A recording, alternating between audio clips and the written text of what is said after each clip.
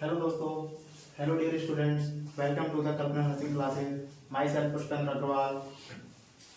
आज से हम कल्पना नर्सिंग क्लासेज के ऊपर नर्सिंग से और मेडिकल से रिलेटेड कुछ टॉपिक्स डिस्कस करेंगे, जो कि एकेडमिक जो नर्सिंग से रिलेटेड एग्जाम्स है, जो कॉम्पिटिटिव एग्जाम्स है, उनके अंदर बहुत ही इंपॉर्टेंट टॉपिक्स होते हैं। और वन बाई वन करके हम धीरे धीरे कंटिन्यू करते हुए अलग अलग टॉपिक्स के बारे में डिस्कस करेंगे। तो आज हमारा फर्स्ट डे है कल्पना नर्सिंग क्लासेज के ऊपर। मैं पुष्पेंद्र अग्रवाल आप सभी स्टूडेंट का स्वागत करता हूँ।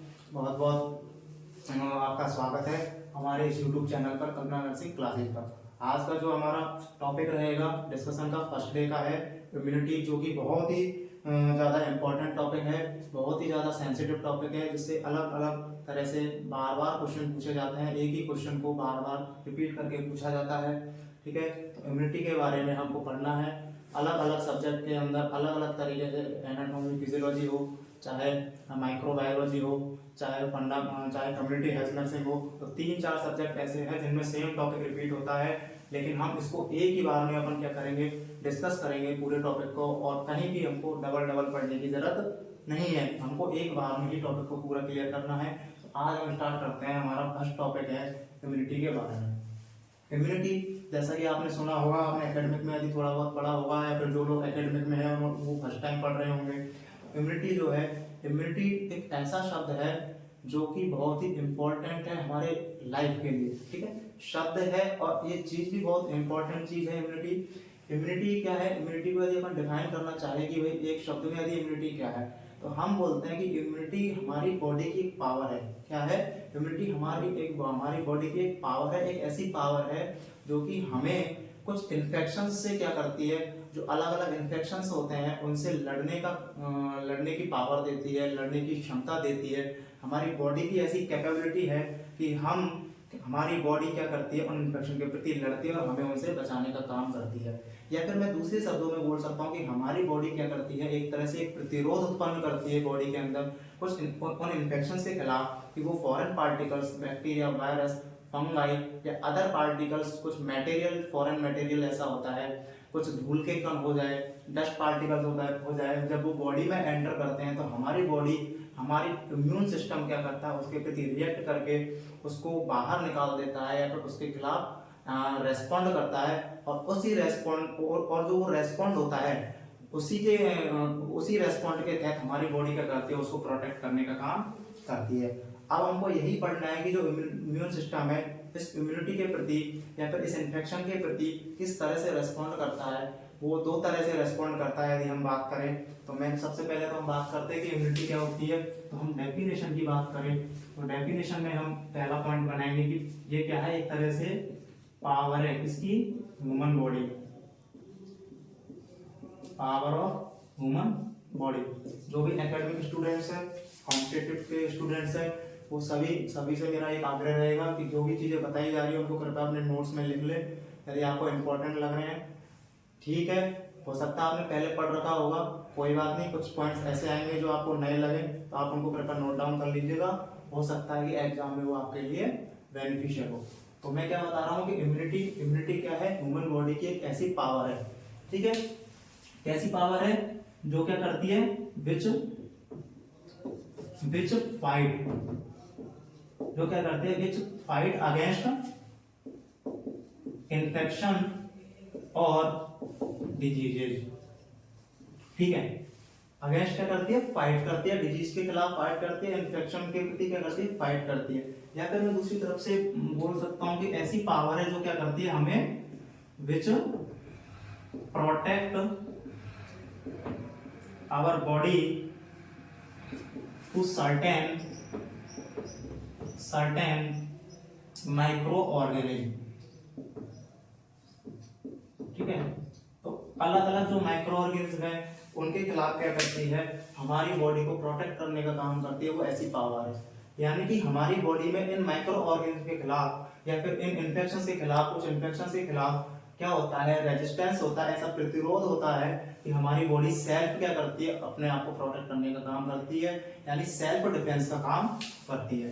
तो दूसरी डेफिनेशन में क्या बोल सकता हूं, it is self defence system of our body system of body, ठीक है, it is self defence system of body that provide resistance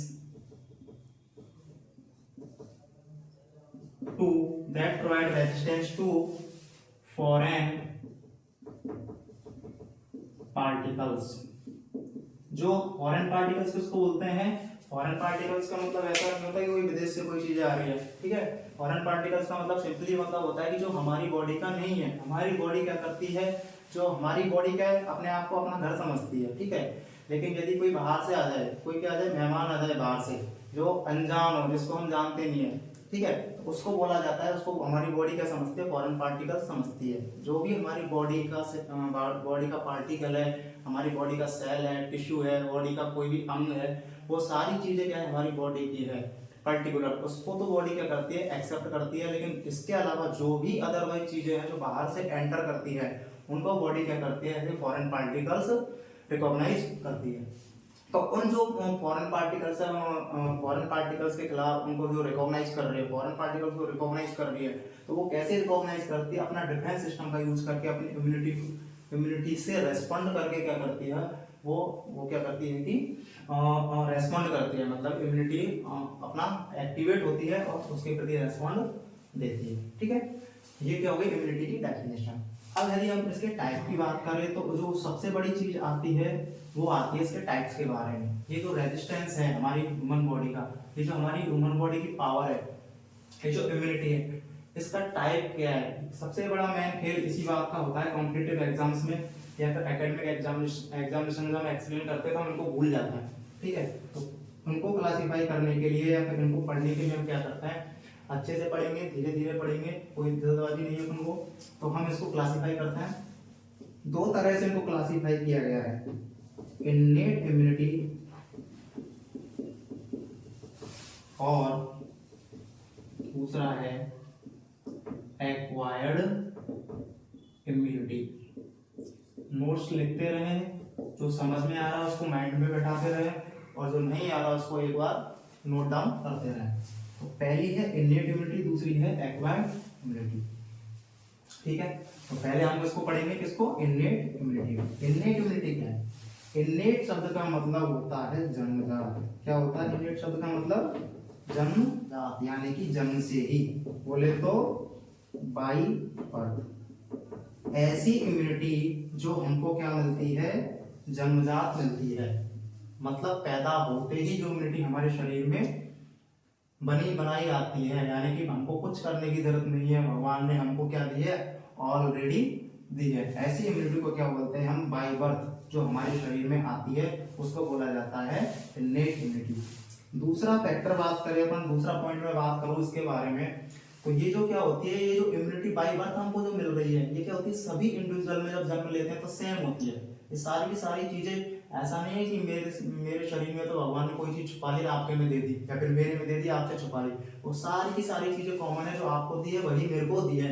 वो बात अलग है कि कोई डिफेक्ट आ जाए, कोई कंजेनिटल डिफेक्ट आ जाए, ईश्वरीय कृपा कोई ऐसी होगी, कोई डिफेक्ट रह जाए, एबनॉर्मलिटी हो जाए, लेकिन कोई भी जो नॉर्मल इंडिविजुअल है उसके अंदर क्या होता है, ये सारी की सारी चीजें नॉन स्पेसिफिकली, या किसी को इसके अंदर कॉम्प्रोमाइज नहीं किया गया है, डिफरेंस नहीं किया जाता, सब में क्या आती है, सेम आती है, ठीक है। तो क्या बोलते हैं इसको?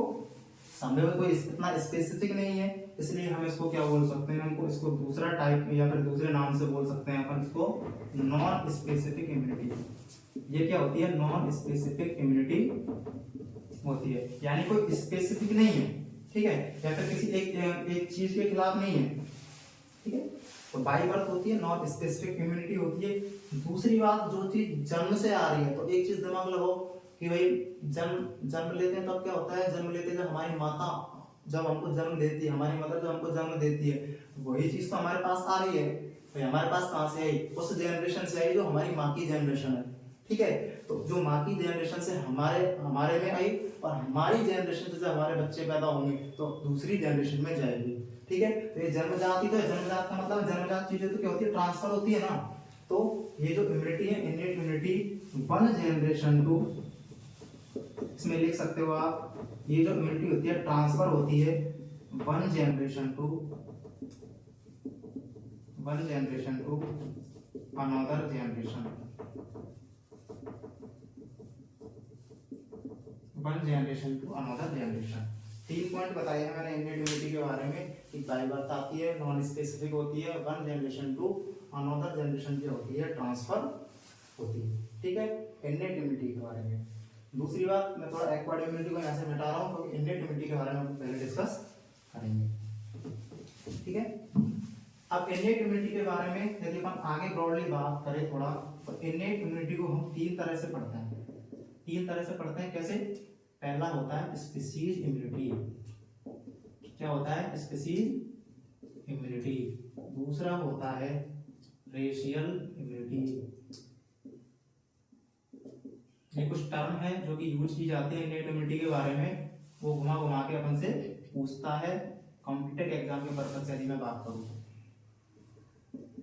ठीक है, तीसरी होती है इंडिविजुअल इम्यूनिटी। ठीक है, सबसे पहले हम डिस्कस करते हैं स्पीसीज के बारे में। स्पीसीज के अंदर सिंपल सी बात है कि स्पीसीज का मतलब क्या होता है? प्रजाति। क्या होता है स्पीसीज का मतलब? प्रजाति।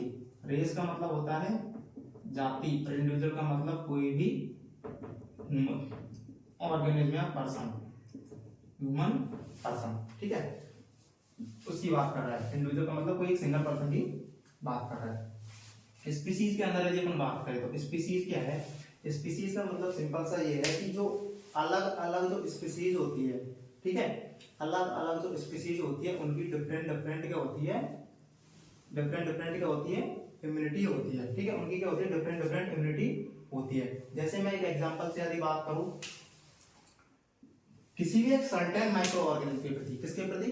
किसी भी एक इन्फेक्शन के प्रति या किसी भी एक माइक्रो ऑर्गेनिज्म के प्रति, कोई एक पर्टिकुलर माइक्रो ऑर्गेनिज्म के प्रति डिफरेंट डिफरेंट स्पीसीज अलग अलग इम्यूनिटी शो करती है। वो कैसे? तो वो क्या कहलाती है? जैसे एक स्पीसीज ये है, दूसरी स्पीसीज ये, तो इसके अंदर जो इम्यूनिटी है ना, ये किसी इन्फेक्शन के प्रति जो इम्यूनिटी इसके अंदर है वो हो सकता है दूसरे में हो या ना हो, या फिर इंक्रीज हो या डिक्रीज हो, तो ये डिफरेंस हो सकता है। ठीक है, तो स्पीसीज के अंदर यदि मैं एक एग्जांपल की बात करूं, तो जैसे मैंने इसको समझाने के लिए अपन इसमें लिख सकते हैं कि डिफरेंट स्पीसीज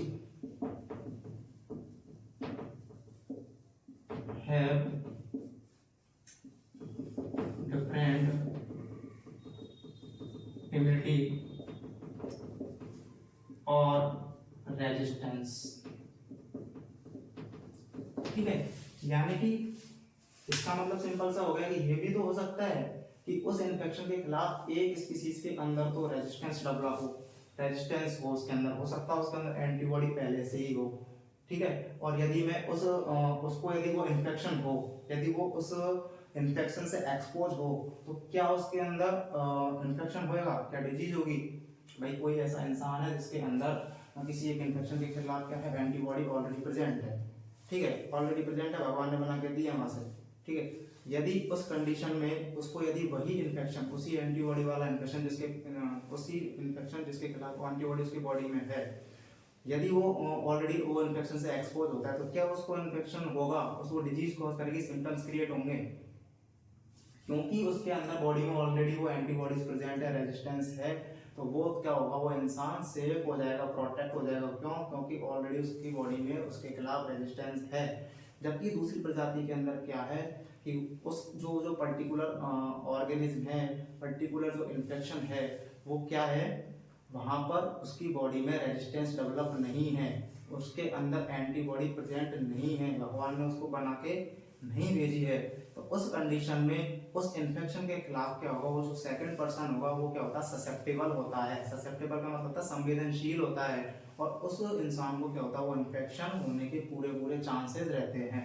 ठीक है, तो एक स्पीसीज तो क्या हो गई? उसके खिलाफ रेजिस्टेंट हो गई, जबकि दूसरी स्पीसीज क्या हो गई? उसके खिलाफ ससेप्टेबल हो गई, यानी कि एक को इन्फेक्शन नहीं होगा जबकि दूसरे को हो सकता है। क्यों? क्योंकि वहां पर एंटीबॉडी प्रेजेंट और प्रेजेंट नहीं होने का क्या है? वहां पर फर्क होता है। इम्यूनिटी प्रेजेंट होने या नहीं होने का फर्क होता है। जैसे कि एग्जांपल से समझते हैं अपन। एक एग्जांपल है, जैसे कि बेसिलस होता है, बेसिलस क्या होता है, बेसिलस बोलते हैं बैक्टीरिया को, बैक्टीरिया का स्ट्रेन जो होता है उसको बेसिलस बोला जाता है, ठीक है। तो बेसिलस, बेसिलस एंथ्रेक्स, तो एंथ्रेक्स का बेसिलस जो होता है अलग अलग स्पीसीज में अलग अलग तरह से अपनी पावर को शो करता है, या फिर उनके बेसिलस एंथ्रेक्स के खिलाफ अलग अलग स्पीसीज कैसे इफेक्ट दिखाती है। यदि बेसिलस एंथ्रेक्स के इन्फेक्शन को यदि हैंड्स के अंदर, हैंड्स मतलब मुर्गी, हैंस किसकी प्रजाति है, मुर्गियों की प्रजाति है, या फिर हैंस क्या है, मुर्गी है, एनिमल प्रजाति है जो हैंस होती है मुर्गियां, ठीक है। उसके अंदर यदि हम क्या करें, डालें, यदि उस बेसिलस एंथ्रेक्स को, एंथ्रेक्स के बेसिलाई को यदि हम हैंस के अंदर डालें, हैंस की बॉडी के अंदर इनोकुलेट करें, इंट्रोड्यूस करें, तो उस कंडीशन में क्या होता है कि हैंस के अंदर ऑलरेडी क्या होती है, इस बेसिलस एंथ्रेक्स के क्या होते हैं, स्ट्रेन होते हैं, तो उसके खिलाफ ऑलरेडी एंटीबॉडी होती है। तो वहां पर यदि हम बाहर से इसको इनोकुलेट करेंगे या फिर हैंस कभी इस इन्फेक्शन के प्रति एक्सपोज भी होएगी, तो ऑलरेडी एंटीबॉडी होने की वजह से वो क्या होगी, वहां पर रेजिस्टेंस शो करेगी। तो हैंस के अंदर ये क्या करता है, वहां पर रेजिस्टेंस क्या करेगा, शो करेगा। तो मैं क्या बोल सकता हूँ सिंपल सा कि बेसिलस एंथ्रेक्स एक एग्जांपल है। स्पीसीज की बात करें तो हैंस की जो स्पीसीज होती है उसके अंदर ये रेजिस्टेंस शो करता है। क्यों शो करता है, क्योंकि हैंस के अंदर ऑलरेडी बेसिलस एंथ्रेक्स के स्ट्रेन होते हैं और उसके खिलाफ एंटीबॉडी बनी हुई होती है, तो उसको इन्फेक्शन ये सिम्टम्स क्रिएट नहीं होते हैं, उसको ये इन्फेक्शन परेशान नहीं करता है। जबकि इसी बेसिलस एंथ्रेक्स को यदि अपन ह्यूमन के अंदर इनोकुलेट कर दे, या ह्यूमन किसी तरह से किसी भी प्रकार से यदि इसके अंदर एक्सपोज हो जाए, तो उस कंडीशन में क्या होता है कि ह्यूमन के अंदर इस तरह की एंटीबॉडी या इस तरह की एंटीजेंस नहीं होते, पहली बार एक्सपोज हुआ होता है, भाई ह्यूमन के अंदर ऐसा नहीं होता है। तो उस कंडीशन में क्या होता है, ह्यूमन इस इन्फेक्शन के खिलाफ क्या होता है, कभी जब एक्सपोज होगा तो ह्यूमन इसके प्रति क्या होता है, उसको चांसेस होते हैं किसके, इस इन्फेक्शन के होने के। तो उस चांसेस को क्या बोलते हैं अपन, ससेप्टिबिलिटी बोलते हैं। ह्यूमन क्या होता है इस इन्फेक्शन के खिलाफ ससेप्टेबल होता है। ससेप्टेबल का मतलब क्या होता है, उसको इन्फेक्शन हो सकता है। तो मैं क्या लिख सकता हूँ, कॉज इन्फेक्शन। यदि गलती से बाय चांस यदि बेसिलस एंथ्रेक्स का जो बैक्टीरिया है वो ह्यूमन के अंदर क्या हो गया, इंट्रोड्यूस हो गया, तो वो क्या करेगा, ससेप्टेबिलिटी कॉज करेगा, उसके अंदर इन्फेक्शन कॉज करेगा। जबकि हैंस के अंदर ऐसा कुछ नहीं होता है। तो मैं यही बता रहा हूँ कि अलग अलग स्पीसीज किसी एक पर्टिकुलर ऑर्गन के खिलाफ कैसे इम्यूनिटी शो करते हैं, जिसको इननेट इम्यूनिटी बोला जाता है। ठीक है, यहाँ तक समझ में आ रहा है। दूसरी बात अपन बात करें, अब दूसरा पॉइंट मैं आपको यहाँ पे समझाता हूँ, उसको मिटा देता हूँ। दूसरी बात करते हैं अपन रेशियल इम्यूनिटी की। रेशियल इम्यूनिटी क्या होती है,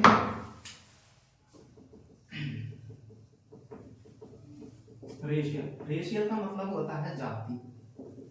इस बार मैं क्या बात कर रहा हूँ कि स्पीशीज तो सेम है, स्पीशीज तो क्या है, सेम है, बट क्या हुआ, बट क्या है, रेस जो है, रेस मतलब उसकी जाति, रेस क्या है, डिफरेंट है। यानी कि एक ही स्पीशीज की अलग अलग जातियां, एक ही प्रजाति की अलग अलग जाति। जैसे कि मैं एग्जांपल ले रहा हूं इस बार किसका, ह्यूमन का। किसका ले रहा हूं, ह्यूमन का। ह्यूमन एक प्रजाति है, अपन अच्छे से जानते हैं, मानवीय प्रजाति हम बोलते हैं, क्या बोलते हैं इसको, मानवीय प्रजाति। ठीक है, ह्यूमन। यदि मैं ह्यूमन के अंदर बात करूं, अलग अलग रेस मतलब अलग अलग जातियां। जैसे मैं बात करता हूं, एक इन्फेक्शन होता है,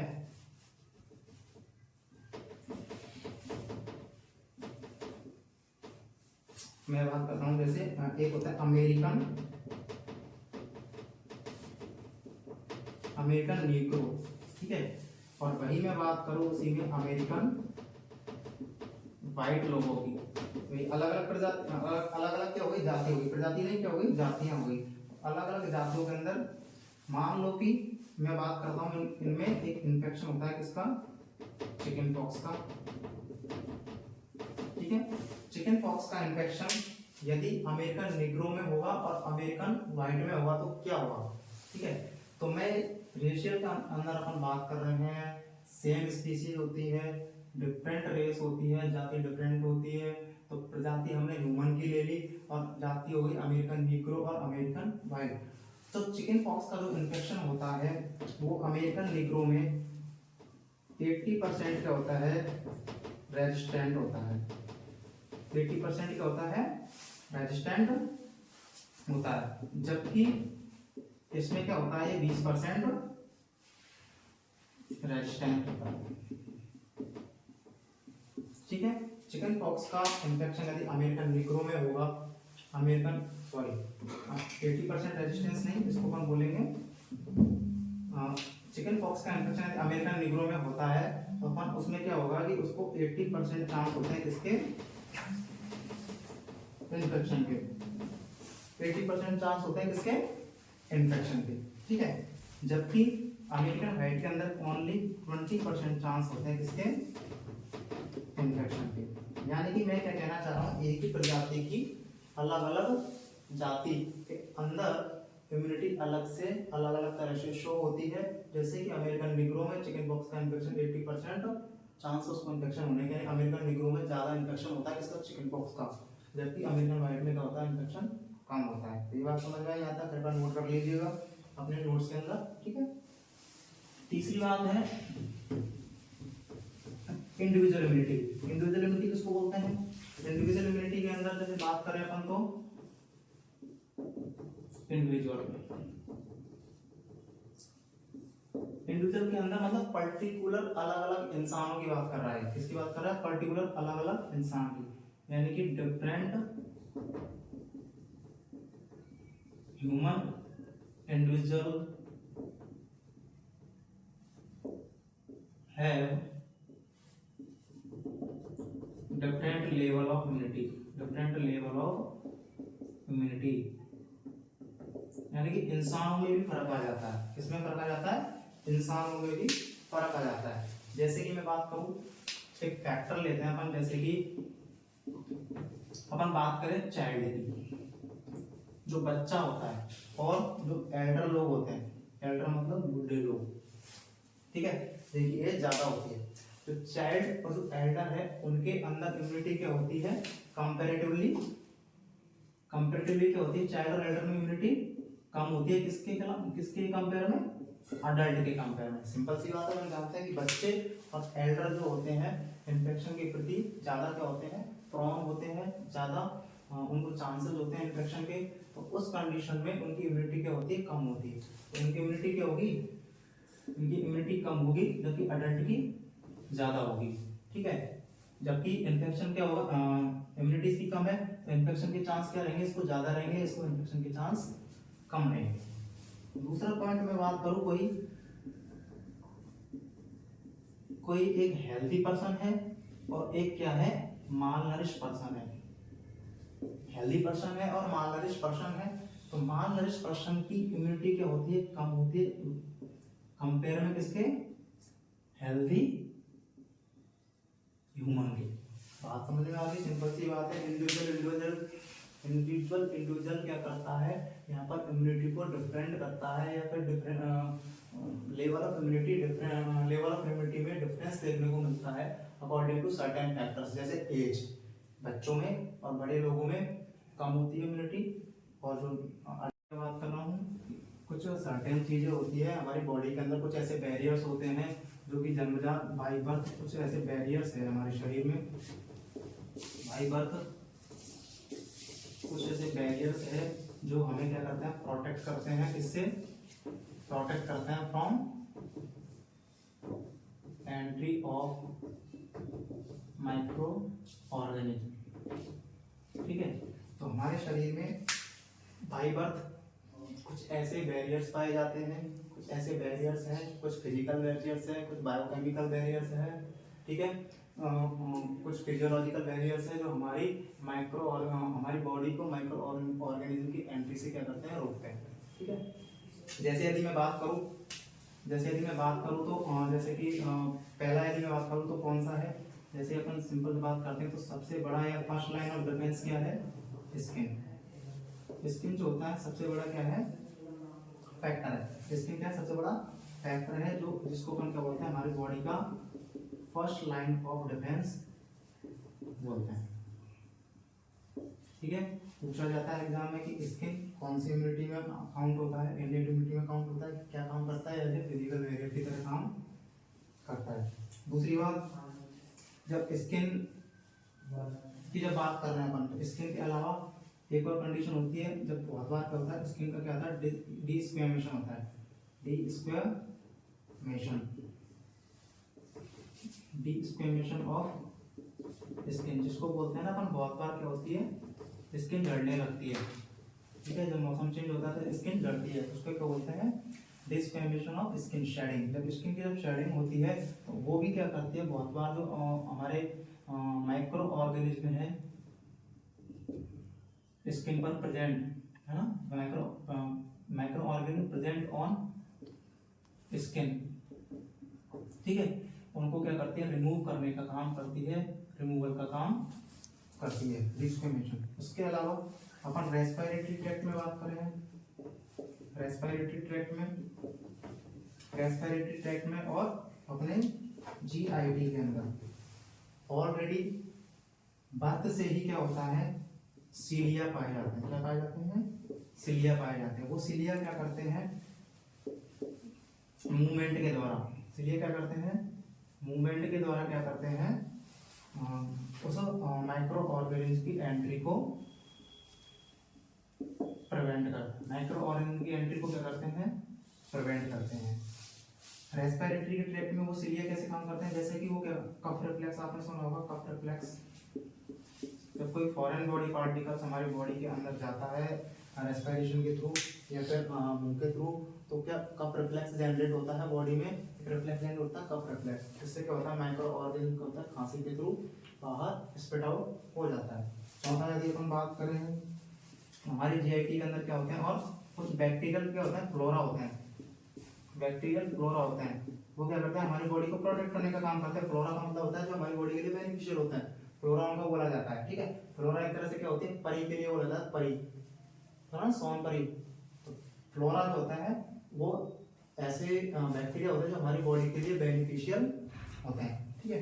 उसके अलावा यदि अपन बात करें तो टीयर्स, आंखों में टीयर्स, जिसके अंदर क्या पाया जाता है, एक लाइसोजाइम कंपोनेंट पाया जाता है जो हमारी बॉडी को क्या करता है, प्रोटेक्ट करने का काम करता है। और क्या पाया जाता है इसके अलावा, जैसे इसके अलावा यदि अपन ने देखा जाए तो जीआईटी के अंदर ही HCl, स्टमक के अंदर है तो HCl है, वो क्या करता है, हमारी बॉडी को प्रोटेक्ट करने का काम करता है, किसी भी माइक्रो ऑर्गेनिज्म को वहीं पर खत्म करने का काम करता है, ऐसे अपनी एसिडिटी के कारण, ठीक है। उसके अलावा और क्या बोल सकते हैं हम, वेजाइनल पीएच, ठीक है, इसके द्वारा मेंटेन की जाती है। डॉटरलिन बेसिलाई जो होता है उनके द्वारा मेंटेन की जाती है, डॉटरलिन बेसिलाई के द्वारा क्या की जाती है, वो मेंटेन की जाती है पीएच। अपनी वेजाइना के अंदर क्या होता है, बैक्टीरिया एसिडिटी को मेंटेन करते हैं, ताकि जो वेजाइना के थ्रू जो इन्फेक्शन असेंड होता है, ऊपर की तरफ जो इन्फेक्शन होता है ना, वेजाइना के रास्ते से जब इन्फेक्शन जाता है तो कैसे जाता है, वो असेंडिंग मैनर में जाता है, तो उस असेंडिंग इन्फेक्शन से प्रिवेंट करने का काम फीमेल में ये वेजाइनल पीएच करती है। तो इस तरह के कुछ बैरियर्स हैं जो हमारी बॉडी के अंदर जन्मजात हमें बीमारियों से बचाने का काम करती है। उसके अलावा जैसे एक चीज और ध्यान में आई है, जैसे कि हमारी बॉडी में सेल्स होती है, ठीक है, सेल्स जैसे कि हमारी इम्यून सिस्टम की सेल्स, जैसे कि लिम्फोसाइट वगैरह जो सेल्स है वो भी क्या है, हमारी बॉडी में ऑलरेडी आती है, ठीक है। तो ये सारी चीजें किसके अंदर आती है, बाय बर्थ एक तरह से बैरियर करने का काम करती है, हमें एंट्री ऑफ माइक्रो ऑर्गेनिज्म से और प्रिवेंट करती है, इसको इन्फेक्शन को प्रिवेंट करने का काम करती है। हमने क्या पढ़ा है, इम्यूनिटी के बारे में पढ़ा, इम्यूनिटी की डेफिनेशन पढ़ी है, इम्यूनिटी की डेफिनेशन के अलावा उसके टाइप्स के बारे में डिस्कस किया था। टाइप्स कितने प्रकार के होते हैं, दो तरह के होते हैं, इननेट होती है और एक्वायर्ड होती है। इननेट को अपन में बाय बर्थ मिलती है, एक जनरेशन से दूसरे जनरेशन ट्रांसफर होती है, ठीक है। उसके अलावा क्या होते हैं, नॉन स्पेसिफिक होती है, तीन तरह से अपन ने पढ़ा, स्पीसीज के रूप में पढ़ा, ठीक है, अपन ने इसको रेशियल इम्यूनिटी के रूप में पढ़ा। तीसरा अपन ने इंडिविजुअल के बारे में पढ़ा, इंडिविजुअल इम्यूनिटी क्या होती है, इंडिविजुअल इननेट इम्यूनिटी क्या होती है, और कुछ बैरियर्स ऐसे होते हैं जो कि बाय बर्थ हमको क्या होते हैं, माइक्रो ऑर्गेनिज्म से बचाने का काम करते हैं, जैसे कि स्किन है जिसको अपन फर्स्ट लाइन ऑफ डिफेंस भी बोलते हैं, डिस्क्वेमेशन ऑफ स्किन मतलब जब स्किन झड़ती है तो उस टाइम स्किन पर जो प्रेजेंट माइक्रो ऑर्गेनिज्म होते हैं, जब स्किन झड़ेगी तो उस टाइम क्या होगा, बहुत से माइक्रो ऑर्गेनिज्म को क्या करता है, एंट्री करने का मौका मिलेगा, लेकिन स्किन झड़ने के साथ ही वो क्या होते हैं, रिमूव हो जाते हैं वहाँ से। तो डिस्क्वेमेशन ऑफ स्किन, माइक्रो ऑर्गेनिज्म जो स्किन पर प्रेजेंट होते हैं वो क्या होता है, रिमूव हो जाते हैं। शेडिंग के साथ में जो माइक्रो ऑर्गेनिज्म होते हैं वो भी रिमूव हो जाते हैं। रेस्पिरेटरी ट्रैक्ट के अंदर अपन बात करें तो रेस्पिरेटरी ट्रैक्ट के अंदर सीलिया प्रेजेंट होती है। वो सीलिया क्या करते हैं, जब भी कोई फॉरेन पार्टिकल्स बॉडी के अंदर जाता है रेस्पिरेटरी ट्रैक्ट के थ्रू, तो वहां पर वो उनको स्टिमुलेट करता है। सीलिया स्टिमुलेशन के द्वारा वहां पर एक कफ रिफ्लेक्स जनरेट होता है, उस कफ रिफ्लेक्स के द्वारा जो माइक्रो ऑर्गेनिज्म बाहर स्पिट आउट कर दिया जाता है। जीआईटी के अंदर यदि अपन बात करें, जीआईटी के अंदर कुछ फ्लोरा होते हैं जो हमारी बॉडी को बेनिफिशियल होते हैं, ठीक है। उसके अलावा जीआईटी के अंदर क्या पाया जाता है, एचसीएल, जो स्टमक में जो एचसीएल पाया जाता है, गैस्ट्रिक जो एसिड है, वो क्या करता है, वहां पर जो माइक्रो ऑर्गेनिज्म है उनसे प्रोटेक्ट करने का काम करता है। नेचुरल बैरियर का फिजिकल बैरियर की तरह वहां पर काम करता है। टीयर्स के अंदर हम बात करें तो टीयर्स के अंदर पाए जाने वाला लाइसोजाइम, टीयर्स के अंदर पाए जाने वाला लाइसोजाइम क्या करता है, वहां पर फॉरेन पार्टिकल्स को डैमेज करने का काम करता है, वहां पर किल करने का काम करता है। वेजन जीआईटी का अपन देख लिया। वेजन पीएच की बात करें तो मैंने बताया अभी कि वेजाइना के अंदर क्या होते हैं, डॉटरलिन बेसिला या लैक्टोबैसिलस जो होते हैं वो क्या करते हैं, ग्लाइकोजन को क्या करते हैं, लैक्टिक एसिड में कन्वर्ट करते हैं और उसकी पीएच को मेंटेन करने का काम करते हैं। तो ठीक है, तो ये जो पीएच मेंटेन करते हैं तो उससे क्या होता है, एसिड एनवायरनमेंट में क्या होता है, बैक्टीरिया वहां पर ग्रोथ नहीं कर पाते, क्योंकि कोई भी जो फॉरेन बैक्टीरिया है या फॉरेन पार्टिकल्स वहां ग्रोथ नहीं कर पाएंगे, तो वहां पे जो इन्फेक्शन होगा वहां पर का एनवायरनमेंट इन्फेक्शियस नहीं होगा। जब वहां का एनवायरनमेंट जब इन्फेक्शियस नहीं होगा तो कोई भी इन्फेक्शन पूरे जेनिटल ट्रैक्ट में ग्रोथ नहीं करेगा, वो इन्फेक्शन वहीं पर किल हो जाएगा। ठीक है, इस तरह से क्या करते हैं, वो प्रोटेक्ट करने का काम करते हैं। और लास्ट वाला है कि लिम्फोसाइट्स वगैरह बॉडी की जो सेल्स है, हमारा जैसे इन्फ्लामेशन वगैरह में जो सेल्स काम आती है, टी सेल्स है, बी सेल्स है, किलर सेल्स है, नेचुरल किलर सेल जो होती है, मैक्रोफेज वगैरह है, कॉम्प्लीमेंट सिस्टम होता है, बाकी और भी चीजें बहुत सारी है जो कि बाई बर्थ बैरियर के रूप में हमारी बॉडी के अंदर माइक्रो ऑर्गेनिज्म को एंट्री करने से प्रिवेंट करती है। तो आज हमने इन चीजों के बारे में पढ़ा था। आई होप आपको समझ में आया होगा। ठीक है, मुझे आशा रहेगी कि आपने जो भी चीज़ें आपको इम्पोर्टेंट लगी होगी वो दिमाग में बैठाई होगी। दिमाग में बैठाने के साथ साथ कुछ चीज़ें आपने अपने जैसे कि मैंने बोला था कि कॉपी पेन लेके बैठना है, तो आपने नोट डाउन भी किया होगा, तो कृपया करके इनको क्या कीजिएगा, अपने कॉपी में नोट डाउन करके रिवीजन कीजिएगा। कोई इशू हो, कोई भी क्वेश्चन हो तो मेरे से कमेंट बॉक्स में डाल सकते हैं कभी भी। बहुत बहुत धन्यवाद। नेक्स्ट टाइम आगे इसको प्रोसीड करेंगे एक्वाडिमिटी की तरफ। बहुत बहुत धन्यवाद, थैंक यू।